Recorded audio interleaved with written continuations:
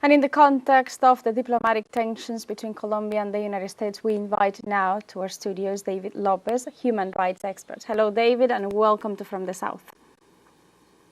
Yeah, hello, good evening from Geneva, and thank you very much for the invitation.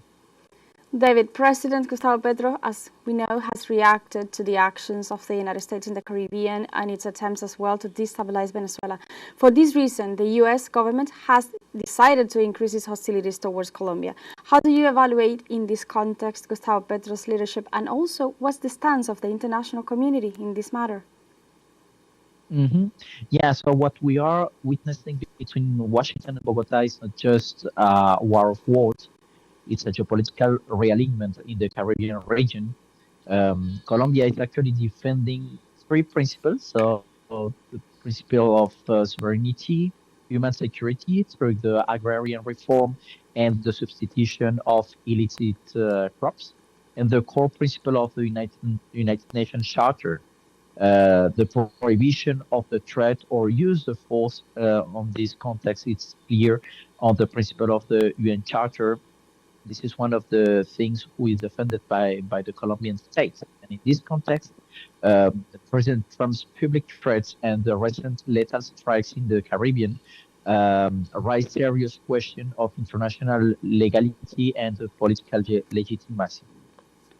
And the presence of also of U.S. warships in the Caribbean has resulted as well in dozens of deaths, including Colombians, without, of course, any evidence that they are actually linked to drug trafficking. In the face of this threat, how can Colombia defend its internal interest without yielding to pressures from the White House? Yeah, so on the international legality, we have some legal basis. The Article 2.4 of the UN Charter, who forbids any threats or use of force against the territorial integrity or political independence of any state. UN experts, it's important to mention that, have warned that drone operation and military threats toward Venezuela violate international law and cannot be justified under the self-defense. And it's the same for Colombia. You know, Colombia has the same situation right now.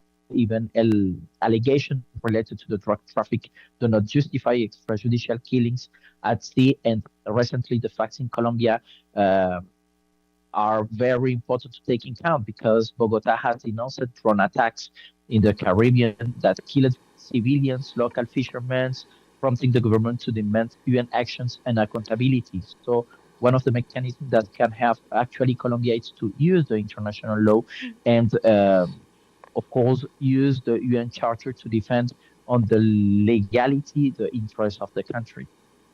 Thank you, David, very much for your time hearing from the South. Yeah, thank you too. And of course, again, this is a call we have to make to all Latin America. All the problem happening right now on Latin America.